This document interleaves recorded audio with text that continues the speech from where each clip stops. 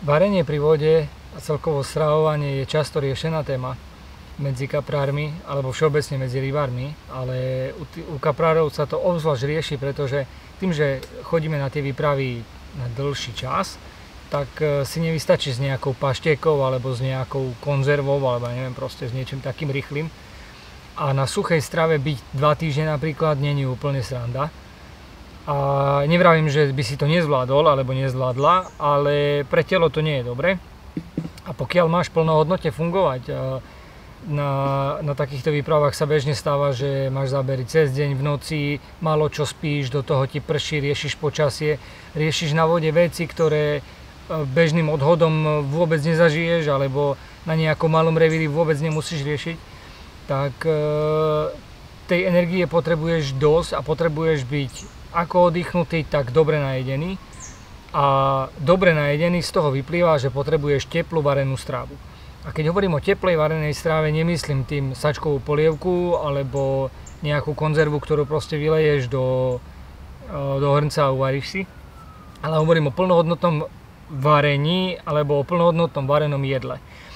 A problém ale je v tom, že pokiaľ si na výprave a ide ti ryba, tak sa ti ľahko môže stať, že sa k vareniu počas celého dňa vôbec nedostaneš, pretože ten čas nemáš. Príde ti ryba, ideš na vodu, kým sa vrátiš naspäť, záleží samozrejme na akom revíri chytáš, ale na Širave napríklad je úplne bežné, že odkedy máš záber, kým sa vrátiš z vody, prejde pol hodina.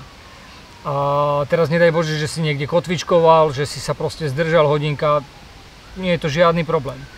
A teraz ráno, dajme tomu, chystáš si raňajky a máš sériu záberov a raňajkuješ o 11. o 12. proste je to normálna vec. A preto sme hľadali spôsob, ako sa vystravovať plnohodnotne normálnym vareným jedlom, ale aby sme vyriešili ten čas, ktorý nemáme. Samozrejme je super, keď je za mnou napríklad Nika, alebo keď sme vo dvoch, v troch a teraz ty ideš na vodu a ten, čo je na brehu, môže riešiť jedlo. Horšie je, pokiaľ nemôže riešiť jedlo ten, kto je na brehu, lebo ide na vodu tiež, alebo robí niečo iné, alebo spolu idete dvaja na čom. To sú veci, kedy si proste nepomôžeš a my sme toto vyriešili. A doteraz som o tom nerozprával a verejne to neukazoval, vedelo o tom pár ľudí okolo nás, ale ukážem vám hack, ktorý využívame, ja neviem, od 2017 roku asi a funguje nám to fantasticky. Potrebuješ jedlo, ktoré je chutné, potrebuješ jedlo, ktorého je dosť, potrebuješ jedlo, ktoré máš rád, lebo keď si pri vode dlhšie, tak príde ti na chuť niečo také, čo proste máš rád. A teraz určite to poznáš, že moja kuchyňa mi chutí, proste máš nejaké koreniny alebo soľ, alebo proste jedlo si dochucuješ tak, ako to tebe vyhovuje. A toto dokážeš zabezpečiť jedine tak, že si jedlo pripravíš ty. Tu mám stroganov.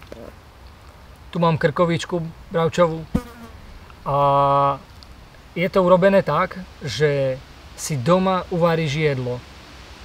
Normálnu porciu jedla, ja neviem, vezmem 1-2 kg krkovičky a uvarím si ich podľa svojej chute.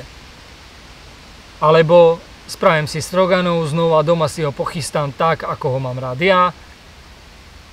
Ja neviem, z 2 kg kuracích prs. Príklad 2 jedál, ktoré tu mám.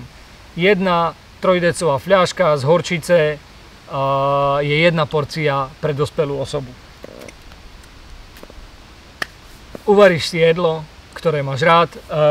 Podotýkam, nemusí to byť striktne jedlo s omáčkou. Vieš takto vyriešiť aj suché jedlo, poviem príklad rážniči, špís. Suchý špís vieš takisto spracovať, normálne si ho pripraviť a takto si ho doniesť. Pokiaľ nevaríš, varí ti manželka alebo partnerka, alebo si ešte mladý a varia ti rodičia, je to úplne jedno. Ide o to, aby si mal uvarené jedlo, ktoré je hotové, bez prílohy, alebo keď máš guľaš, tak kľudne aj zo zemiak, proste komplet guľaš hotový. Pokiaľ hovoríme o takomto jedle, tak máš, ja neviem, v tomto prípade uvarenú krkovičku. Vezmeš si 3-decové fľaše alebo 7-decky klasické uhorky, keď sa zavarajú. V takom prípade máš porciu pre 2 ľudí v jednej fľaši. Keď idete dvaja na výpravu, na týždeň vieš, že so 7 fľašami máš 7 obedov vyriešených. Uvarené jedlo, nadávkuješ si to do tej fľaše, zatvoríš to a dáš to zavariť. Normálne zavariť, ako mamka zavára lekvár, alebo ako sa zavárajú uhorky. Hotové uvarené jedlo, nie je nedovarené, pripravené a ešte sa to dokončí, keď sa to bude zavárať. Jedlo je kompletne hotové, nadávkuješ si ho do fľaš, zavrieš, do fľaš, zavaríš. Registrujem teraz, že sa objavujú firmy, ktoré predávajú hotové pripravené jedlo s tým, že ty si ho už len zohreješ. A ja neviem, sú tu rôzne hydinárne alebo nejaké chovy. Nič proti tomu, samozrejme je to otázka peňazí, ak si to môžeš dovoliť, je to jednoduché. Takto, ja neviem, kúpim kilo krkovičky za 5 eur, za 6 eur kúpim kilo krkovičky a z kila mám 5 porcií jedla. To znamená, že keď idem na výpravu sám, tak od pondelka do piatku mám 5 jedál. Samozrejme, niekto má problém s tým, že nebude jesť každý deň to isté a potrebuje 3 druhy jedla na 5 dní. No tak si to rozdeliš samozrejme. Ja s tým napríklad problém nemám. Ja nemám problém si zobrať 2 druhy jedla a 2 týždne ich striedať obdeň. Vôbec s tým nemám problém. Moja jediná starosť je uvariť si rýžu, ktorú si vezmem sačkovú rýžu, hodím ju do vody, uvarí sa rýža, do toho vylejem fľašu stroganovú napríklad, premiešam, mám hotové jedlo. Za 10 minút som pripravený jesť horúce, varené, chutné jedlo, také ako ho mám rád, plnohodnotne sa naješ. To znamená, jediná starosť, ktorá ti ostane, je zobrať si nejakú cestovinu, prípadne zemiaky alebo rýžu a mäso k tomu máš proste vyriešené. Alebo chlieb, hej, keby si vzal, ja neviem, nejaký guľaš, hej, tak ti treba chlieba, asi vybavený. Ako vravím, dajú sa kúpiť napríklad konzervy s nejakým akože hotovým jedlom. Ja sa tomu snažím vyhýbať, lebo väčšinou sa to konzervuje rôzne a pridávajú sa tam kadejaké ečka a pokiaľ nemusím, tak sa tomu veľmi rád vyhnem. A pokiaľ to mám varené doma, tak jediná vec, ktorú ešte musím vyriešiť, je pôvod toho mäsa napríklad. Hej, aby som si nenavaril nejaký hnoj, ale do istej miery sa tomu vyhnúť dá. Pokiaľ máš domáce mäso, tak si úplne v pohode a takto to riešime. To znamená, keď sa nás ľudia pýtajú, že ako si varíte proste 2 týždne si pri vode, a že obzvlášť keď si sám, no tak takto. Nazaváram si jedlo, zoberiem si tašku so zavareným mäsom na týždeň, na 2 týždne, na mesiac, je to jedno. Tento stroganov mám z novembra minulého roku zavarený, keď som bol na výprave koncom novembra a doteraz je v pohode. Už som niekoľko fľaš ešte teraz jedol. Začiatkom tejto sezóny. Krkovičku tu mám z júna tohto roku. To znamená, ďalšia skvelá vec je, že ty si to jedlo vieš pripraviť aj niekoľko týždňov, mesiacov dopredu. Nie je to tak, že ty si to teraz navaríš, zavaríš a musíš to na tejto výprave zjesť. Čo ak si toho zavarím veľa? Toto nie je žiadny problém. Pôjdem na výpravu o mesiac znova. Zoberieš si toto jedlo, ktoré si nazavaral. Jediný problém, ktorý môžeš mať, je, že ti nedobre chytí vrchnak a vtedy sa ti to jedlo skazí. Ale to zistíš veľmi rýchlo, keď ho budeš otvárať, tak proste bude. Keď otváraš zavarané jedlo, tak počuješ, ako natiahne vzduch. Taký potlak proste vznikne a pokiaľ toto nie je, tak vieš, že to bolo zle zatvorené a ovoňaš, cítiš, že je to skazené, tak to rovno vyhodíš. Ale pokiaľ ti dobre chytí vrchnak, tak sa vôbec nemusíš báť, aby si niekoľko mesiacov skladoval jedlo a bez problémov ho jedol a máš plnohodnotné varené jedlo. Takže k stravovaniu toľko, no a poďme na toaletu. A ešte vsúka na záver. Obrovská výhoda zavaraného, vareného jedla je v tom, čo sme my riešili dlho.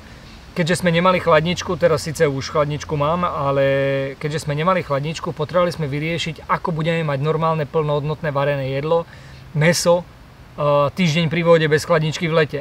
Tak takto, pokiaľ toho zavaríš, nemusíš ho držať v chladničke, nemusíš ho držať v tieni, nemusíš ho skrývať neviem proste kde, jednoducho máš ho v aute, máš ho v bivaku pod posteľou, proste vonku je 40 stupňov a to zavarené jedlo ti bez problémov vydrží bez toho, aby sa mu čokoľvek stalo.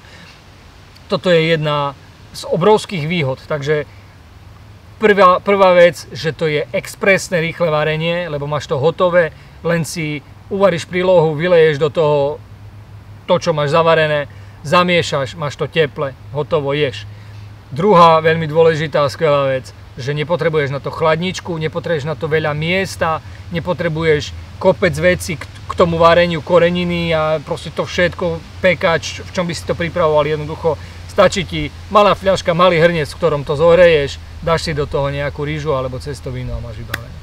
Takže ešte toľko na záver, no a teraz poďme na tú toaletu. Čo sa týka toalety, tak zase je to vec, ktorú riešime skôr my, ktorí k tej vode chodíme a nachádzame kadečo v tej prírode. A verím tomu, že keď prídeš na nejaké miesto, tak si rád, keď tam je čisto, keď tam nič nepachne, či z dochliny, alebo nejaké vykaly z ľudí, proste keď máš čistý flek. A toaleta je vec, ktorú sme riešili na fázi, až sme došli k záveru, ktorý nám vyhovuje, je rýchly, je funkčný, ľahký, nezaberá veľa miesta.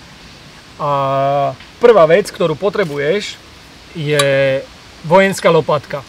Kúpiš to v akomkoľvek železiarstve, alebo to kúpiš, teda možno nie v akomkoľvek železiarstve, ale vieš to kúpiť v železiarstve, vieš to kúpiť v army shopoch, či online na e-shopoch, alebo niekde v nejakom fyzickom obchode. Ja som to kupoval online, takže potrebuješ vojenskú lopatku, aby si vedel vyhrabať jamku a potom ju za sebou zahrabať. Druhá vec, ktorú potrebuješ, je toto. Obyčajný plastový prenosný záchodík, ktorý vieš zase kúpiť online. Sú rybárske značky, ktoré predávajú takéto záchody. To už keď chceš byť za frajera, že máš to v army farbe a je to proste nejaká značka, tak budeš mať proste záchod. Aj tak budeš robiť to isté, čo všetci ostatní. Alebo ti stačí proste obyčajný záchod, chod na Google, daj si prenosná toaleta, uvidíš tam takéto vedierka, proste v rôznych farbách, rôzne kombinácie. Podstatné je pre teba, aby to bolo vedierko, ktoré má zatváranie, má to normálnu dosku, na ktorú si sadneš, vieš to zatvoriť. Prečo je to podstatné? Pretože v takomto vedierku máš dve dôležité veci. Toaletný papier, je ho tu dosť, a ekosačky. Ekosačky sú skvelá vec. Ťažšie sa zháňajú, lebo zase nejaká európska legislatíva a trošku sa pomenili veci, takže tá dostupnosť toho je taká náročnejšia, ale sú e-shopy, ktoré to držia.